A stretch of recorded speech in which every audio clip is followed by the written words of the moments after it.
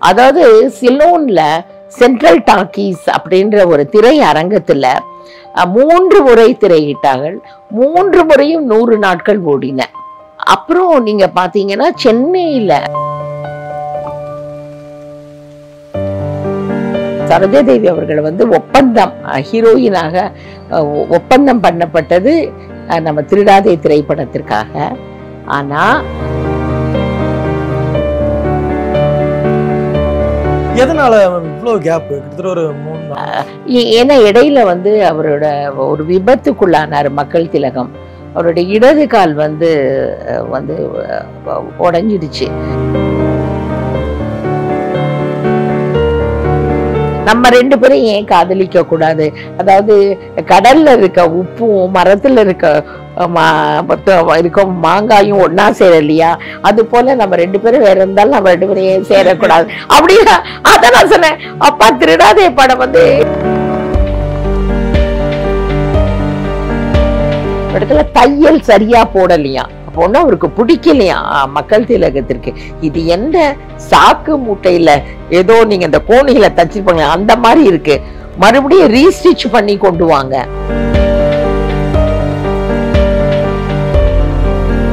இன்னைக்கும் அந்த ரைட்ஸ் எல்லாம் எங்க கிட்ட இருக்கு.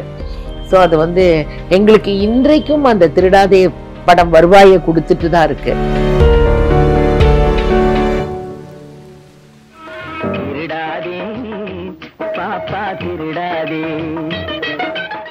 வணக்கம் மேம். வணக்கம். எப்படி இருக்கீங்க? நல்லா இருக்கேன். நிறைய விஷயங்கள் நம்ம தொடர்ந்து பேசிக்கிட்டே இருந்தோம். ஸோ இப்போ நம்ம ஒவ்வொரு திரைப்படம் பத்தியும், அதாவது ALS சீனிவாசன் அவர்கள் தயாரிப்புல வெளிவந்து ஒவ்வொரு திரைப்படங்கள் பத்தி நம்ம பேசலாம் அப்படின்ட்டு இருக்கோம். ஸோ முதலாவதா திருடாதே படம் பத்தி பேசலாம்னு நினைக்கிறேன். கண்டிப்பா. அதை பத்தி ஆரம்பிக்கலாமா? முதல்ல நம்ம பெட்டர் டுடே நேயர்களுக்கு என்னுடைய அன்பு வணக்கங்கள். திருடாதே 1961 என்னுடைய மாமா ALS ப்ரொடக்ஷன்ஸ் என்ற அந்த நிறுவனத்தின் பெயரில் எடுக்கப்பட்ட படம். அதாவது அவருடைய முகம் சமூக படத்திற்கு ஏற்றக்கூடியதாக இருக்குமா அப்படின்ற ஒரு சந்தேகம் இருந்தது ப்ரொடியூசர்ஸ்க்கும் டைரக்டர்ஸ்க்கும். ஆனால் திருடாதே அதெல்லாம் தகர்த்து எறிஞ்சிடுச்சு. அப்போ ஆனந்த விகடனில் ஒரு தொடர் எழுதினார், நான் ஏன் பிறந்தேன் அப்படின்னு சொல்லிட்டு. அதில் ஒரு அத்தியாயத்தில் என்னுடைய வாழ்க்கையின் மிகப்பெரிய திருப்பம் அப்படின்னு சொல்லிட்டு அதை குறிப்பிட்டு எழுதியிருக்காரு. அவருடைய சொந்தமாக எழுதின அவரை பற்றி எழுதும் பொழுது. கண்டிப்பாக. இப்போ அதில் சரோஜாதேவி அவர்களுக்கு நம்ம எடுத்துக்கிட்டோம்னா முதல் தமிழில் அவங்க நடித்த முதல் திரைப்படம் அது. ஆனால் நாடோடி மன்னன் தான் அவங்களுடைய முதல் படம் அப்படிங்கிற மாதிரி சொல்லுவாங்க இல்லையா? முதல்ல அவங்க சரோஜாதேவி அவர்கள் ஒப்பந்தம் ஹீரோயினாக ஒப்பந்தம் பண்ணப்பட்டது நம்ம திருடாதே திரைப்படத்திற்காக. ஆனால் நாடோடி மன்னன் முதல்ல ரிலீஸ் ஆயிடுச்சு, அது 57ல். திருடாதே 61ல். எதனால இவ்வளோ கேப்? கிட்டத்தட்ட ஒரு 3-4 வருஷம். ஏன்னா இடையில அவரோட ஒரு விபத்துக்குள்ளானார் மக்கள் திலகம். அவருடைய இடது கால் உடைஞ்சிடுச்சு. அதனால அவருக்கு நிறைய மூமெண்ட்ஸ் இருக்கக்கூடாது, ரெஸ்டில் இருந்தார். அதற்கப்புறம் அந்த நாடோடி மன்னன் படமும் திருடாதே சைமல்டேனியஸ் ப்ரொடக்ஷன் ஒரே சமயத்தில் நடிச்சிட்டு இருந்தார். ஸோ அது அவர் சொந்த கம்பெனியில் எடுத்த படம் நாடோடி மன்னன். ஸோ அதனால் அது ரெண்டுமே ரெண்டுத்தையும் ரிலீஸ் பண்ணணும்னு சொல்லி நிறைய காரணங்கள் அதுக்கு இருந்தன. அது வர அந்த பாட்டே கூட நமக்கு இப்பவும் காலம் கடந்தும் எல்லோருடைய மனசுக்குள்ளேயே நிலைச்சிருக்கும். திருடாதே பாப்பா திருடாதே, பட்டுக்கோட்டை அவர்கள் எழுதின பாட்டு. அதாவது மக்கள் திலகம் எப்படின்னா அவர் திரைப்படம் அவர் நடிக்கிற படத்தில் ஏதாவது ஒரு ரொம்ப இன்வால்மெண்ட் ஆகிடுவார் அந்த படங்களோடு. அவருக்கு நல்ல ஒரு மெசேஜ் இருக்கணும், ஒரு என்டர்டெயின்மெண்ட் இருக்கணும், நல்ல கருத்து சொல்லணும் ரசிகர்களுக்கு. அதில் அவங்களுக்கு ஒரு தைரியத்தை கொடுக்கணும், வாழ்க்கையில் எதிர்நீச்சல் போட கற்றுக் கொடுக்கணும், அதை ஒரு வல்லமையை கொடுக்கணும். இப்படி என்ற எண்ணமெல்லாம் அவருக்கு ரொம்ப உண்டு. அவர் தலைப்பே ரொம்ப பார்த்து அதுக்குள்ளேயே அந்த தலைப்புக்குள்ளேயே ஒரு செய்தியை கூறிடுவார் மக்களுக்கு.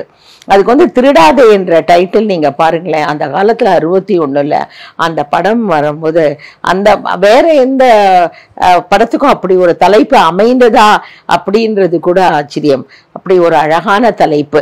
அந்த தலைப்பு வைத்துக்கொண்டே நம்ம பட்டுக்கோட்டை கவிஞர் பட்டுக்கோட்டை கல்யாண சுந்தரம் வந்து அந்த தலைப்பு பாடல் ஒண்ணு, திருடாதே பாப்பா திருடாதே அப்படின்ற ஒரு பாடலும் அதுல இடம்பெறும்.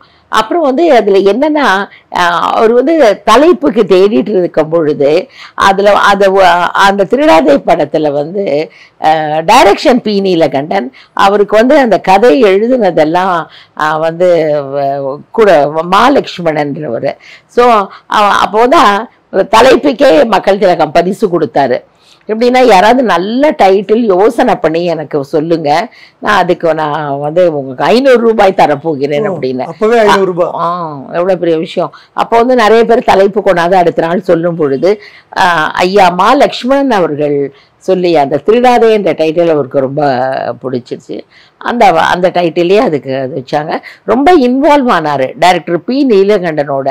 அவரே வந்து பேட்டியில சொல்லியிருக்காரு, வந்து இந்த படத்துல வந்து ரொம்ப காட்சிகளுக்கு ஒரு கூட இருந்து எனக்கு ரொம்ப உதவியா இருந்தாரு, நிறைய விஷயங்கள் ஆல்டர் பண்றது அதெல்லாம் அவர் பண்ணாரு அப்படின்னு.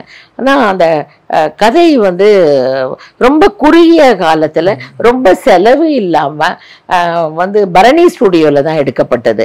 அப்ப பரணி ஸ்டுடியோ எங்க கிட்ட லீஸ்ல இருந்தது, மாமா ALS அவர்களிடம் லீஸ்ல இருந்தது, பானுமதி அம்மாவோடது. அதனால ரொம்ப வந்து அது வந்து நீங்க நீண்ட நாள் எடுக்கப்பட்ட படம் அப்படின்னு சொல்றீங்க, ஆனா அதுக்கு ரொம்ப செலவும் பண்ணவும் இல்லை. அதுக்கு வந்து ஆனா பெரிய அளவுல அது பாக்ஸ் ஆஃபீஸ் ஹிட்னு சொல்லலாம்.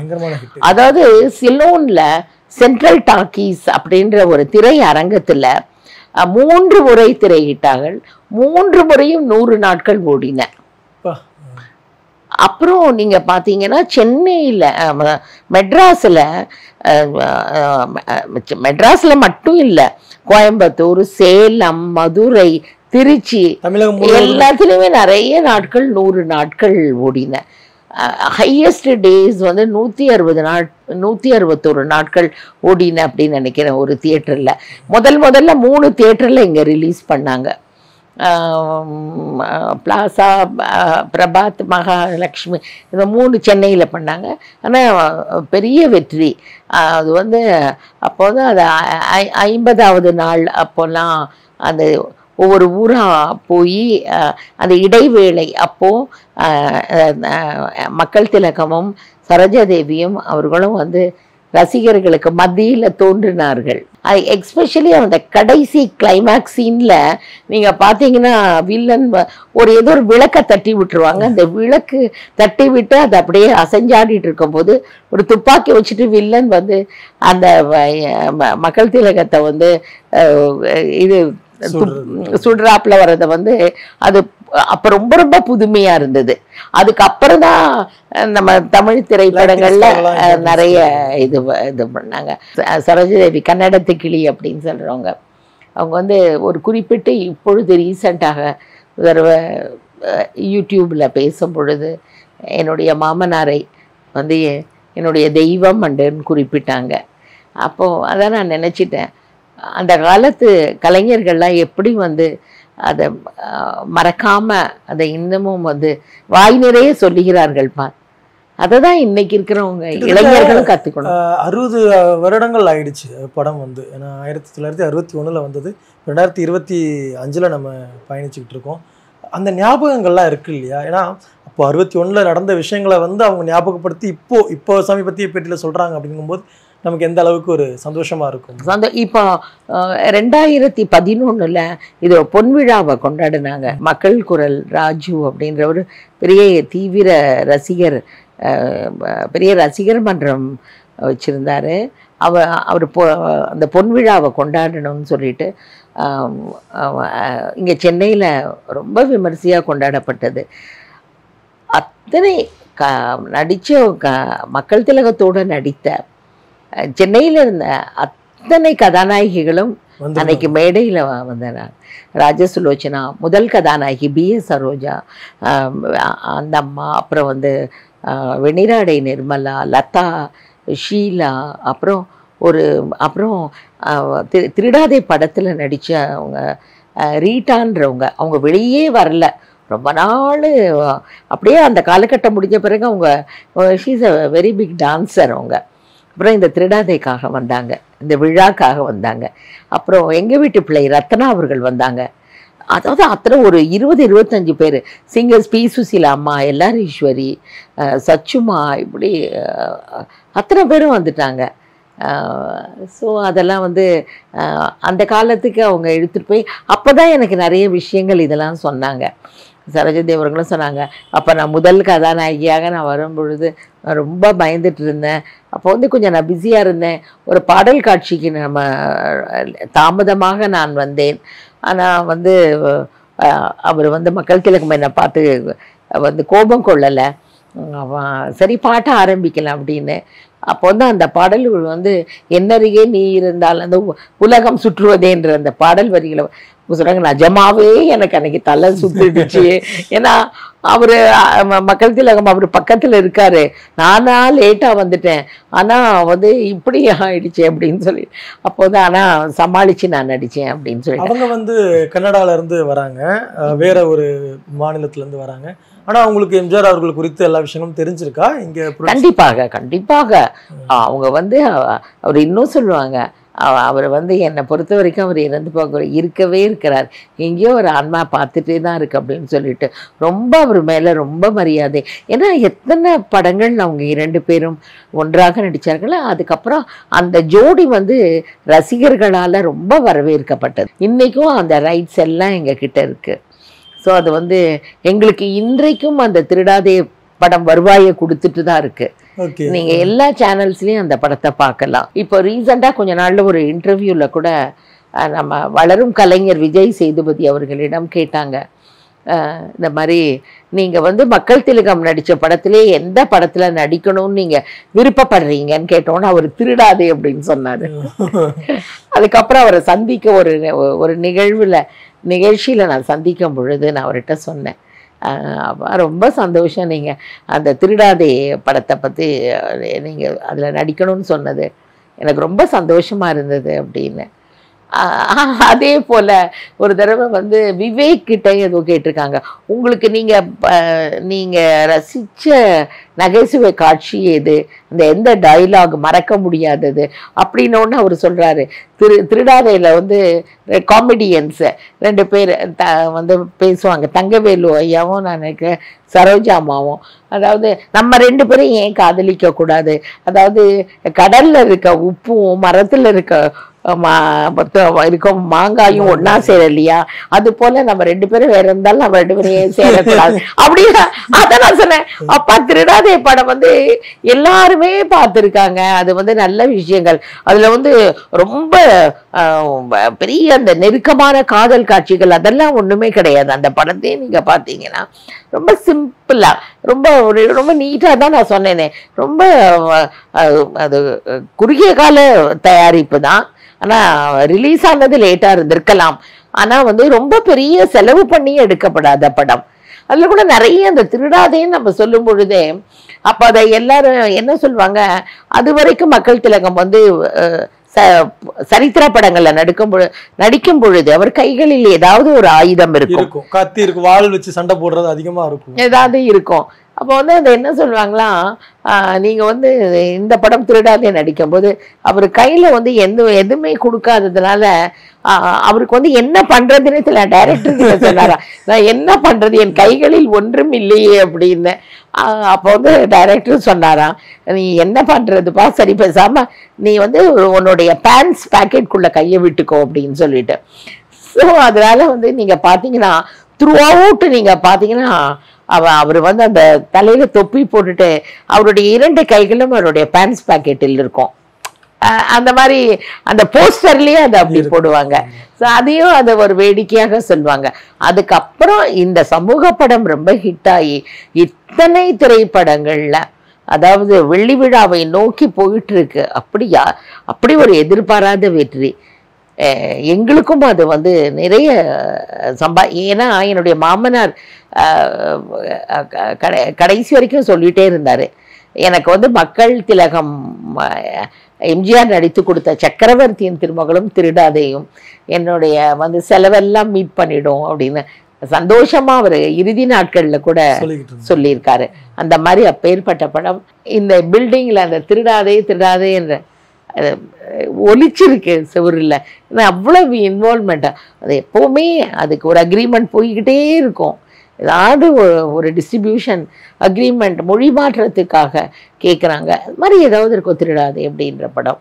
ஸோ அதனால் எங்களுக்கு நாங்கள் இன்றைக்கி இதன் மூலம் அதில் நடித்த அத்தனை கலைஞர்கள், அவங்கள அந்த டெக்னீஷியன்ஸு எல்லாரையும் நான் நினைவு கூறுறேன். இப்போ அந்த படத்தில் நடித்த கலைஞர்களோட உங்களுக்கு தொடர்பு இருக்காம பேசுகிறீங்களா எல்லாரும்? இதுன்னு இல்லை, எங்கள் ஏஎல்எஸ் ஸ்தாபனத்தில் நடித்த அத்தனை நடிகர் நடிகைகள் கலைஞர்கள் டெக்னீஷியன்ஸ் யாரையும் நானே தேடி போய் நான் பார்ப்பேன். அதில் எனக்கு ஒரு சந்தோஷம். அதாவது அவங்கெல்லாம் எங்கள் மாமனாரோட இன்வால்வ் ஆனவங்க, நம்ம கம்பெனியோட இன்வால்வ் ஆன எல்லாரோடையும் ஏதாவது ஒரு தொடர்பு இருந்துக்கிட்டே தான் இருக்கும். மாமாவுக்கு எப்படி இருந்தது? உங்களுடைய மாமனார் என்ன சொன்னார்? ஏஎல்எஸ் அவர்கள் என்ன சொன்னார்? அப்போ கிடையாது, நான் மட்டும்தான் இருந்தேன். இல்லை, இந்த படம் பற்றி என்ன சொல்லியிருக்காங்கன்னு அவருக்கு வந்து அவர் அமைதியே இந்த படம் ப்ரொசீடிங்ஸ் நடக்கும் பொழுது ரொம்ப டிலே ஆகும்போது எனக்கு ஒரு முறை ஆரம் வீரப்பன் ஐயா அவர்கள் சொன்னாங்க. அப்போ அவர் வந்து ஆரம் வீரப்பன் அவர்கள் வந்து எம்ஜிஆர் அவர்களிடம் பணி புரிஞ்சிட்டு இருந்தார்.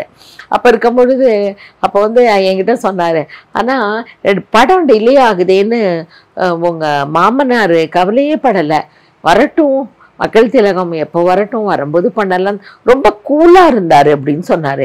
நான் சொன்னேன், எப்படிங்க இருந்தாங்க, இவ்வளோ படம் முதலீடு பண்ணி இப்படி பண்ணியிருக்காங்க, என்ன டிலே ஆகுதுன்னு. அவர் பாட்டுக்கு கூலாக இருந்தார் அப்படின்னு சொல்லிட்டு அவர் அந்த மாதிரி அவர் எப்படி அதை ஃபேஸ் பண்ணார். அப்படியே இடுப்பில் ஒரு கையை வச்சுட்டு அப்படியே ஏஎல்எஸ் அவ்வளோ 6 அடி உயரம் அவர் அப்படியே நின்று அப்படி அமைதியாக அப்படியே வரட்டும் நாடோடி மன்னன் படை ஷூட்டிங் நடக்குதான், முடித்த பிறகு வரட்டும் அப்படின்னு சொல்லிட்டு முடிச்சு கொடுத்தாங்க. அப்பதான் அந்த விபத்து நடந்தது. இதுல ஒரு பாட்டு சீக்வன்ஸ்ல கூட உட்கார்ந்துகிட்டே அவர் வந்து பாடுவார் ஒரு பாடல். அந்த மாதிரி ஒரு காட்சி அமைப்பு இருக்கும். ஒரு திரைப்படம் அப்படிங்கிறது எத்தனை ஞாபகங்களை எத்தனை அனுபவங்களை கொடுத்துருக்கு. கண்டிப்பாக அது அப்போ அந்த காலகட்டமே வேறு. 61ன்றதெல்லாம் அந்த படம் அந்த ப்ரொடக்ஷன் 60ல் இருக்கும்போது எல்லாமே வித்தியாசம். அது அந்த கை ரிக்ஷா, அந்த பிளாக் அண்ட் ஒயிட் ஃபில்மு, அப்புறம் நீங்கள் வந்து எல்லாமே அதான் சொல்கிறேன். ஒரு 500 ரூபாய் மகாலட்சுமணன் ஐயா என்கிட்ட அவர் கடைசியாக நான் அவர் உடம்பு சரியில்லாம பார்த்தேன் என் நந்தனத்தில் இருந்தேன். அப்போ கூட அது ரொம்ப பெருமையாக சொன்னார், திருடாதே நிகழ்வுகள் எல்லாம் சொல்லிட்டு. அப்புறம் அந்த 500 ரூபாய் கொடுத்தத அப்போ அது ஒரு பெரிய பணம்ப்பா. ஒரு எங்கேயாவது கேள்விப்பட்டிருக்கீங்களா ஒரு தலைப்புக்கே பணம் கொடுக்கறது? அந்த மாதிரி அதே போல டைரக்டர் அவர்களும் சொல்லியிருக்காரு. அந்த மாதிரி ரொம்ப இன்வால்வ் ஆனார். ஏன்னா always is a very good technician பாங்க. மக்கள் திலகம் எடிட்டிங்கில் உப்பார், கேமரா ஆங்கிள் பார்க்கறது. ஒரு தடவை சொல்லிட்டு இருந்தாங்க, வெண்ணிராடை நிர்மலா சொல்லிட்டு இருந்தாங்க, அவர் அவ்வளோ பாப்பரா கூட நடிக்கிற சக நடிகை அவங்க காஸ்டியூம் கூட கரெக்டாக இருக்கான்னு இடத்துல தையல் சரியா போடலையா. வெண்ணிராடை நிர்மலா சொல்லிட்டு இருந்தாங்க, தையல் சரியாக போடவில்லை. அதாவது இதில் பெங்களூரில் பிருந்தாவன் கார்டன்ஸில் அப்போ ஒன்றும் அவருக்கு பிடிக்கலையா மக்கள் திலகத்திற்கு.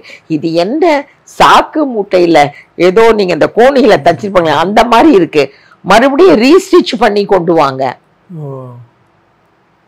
ரீஸ்டிச் பண்ணி கொண்டு வாங்கன்னு சொன்ன உடனே அப்புறம் இவங்க உள்ளே போய் உடை மாற்றிக்கொண்டு அது அழகாக அந்த அந்த இதெல்லாம் தையல் தெரியாத மாதிரி.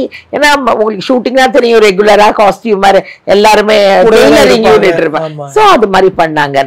அதாவது அவங்கெல்லாம் அவ்வளவு அருமையாக மக்கள் திலகத்தை பற்றி சொல்லுவார்கள்.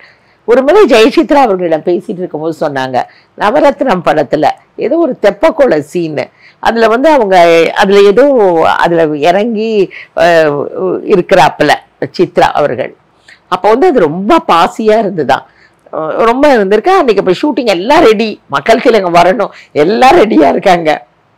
இருக்கும்போது வராராம், மக்கள் திலகம் பார்க்குறாராம், இது மாதிரி என்னம்மா இவ்வளோ அழுக்கு தண்ணியில் இப்படி இருக்குது, இதை நம்ம க்ளீன் பண்ணணும்னா பண்ணலாம், ஒரு நாள் கூட நான் வெயிட் பண்ணுறேன், எல்லாம் சுத்தம் பண்ணிட்டு தண்ணியை ரொப்பிட்டு அந்த அந்த குளத்துல இறங்குறாப்புல, அதாவது ஒரு ஆர்டிஃபிஷியல் குளம் போல அது பண்ணுங்கன்னு சொல்லிட்டு கேன்சல் பண்ணிட்டாராம்.